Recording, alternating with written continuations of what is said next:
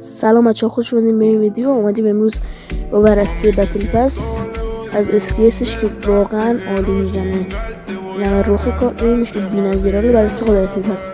اسکین میلسیم عالیه، یعنی این اسکین ولی فقط یکم مشکل موومنت داره. این اسکیسی که گفتیم واقعا هم یعنی این گان حداقل لجنده واقعا. این اسکین که زیاد چنگی بده نمیزنه. سیلور من ازش خوشم نمیاد. آواتار کالین کارت هولگر یه گان خیلی خوبیه با این روخش. این ربات نگاه کنین اسکینش واقعا عالیه و بیوایی که اصلا حرف نداره. این بیوای اصل کاره ما میگیم بتل پس بیوایش عالیه به شدت. این بتل پس ارزش خرید داره.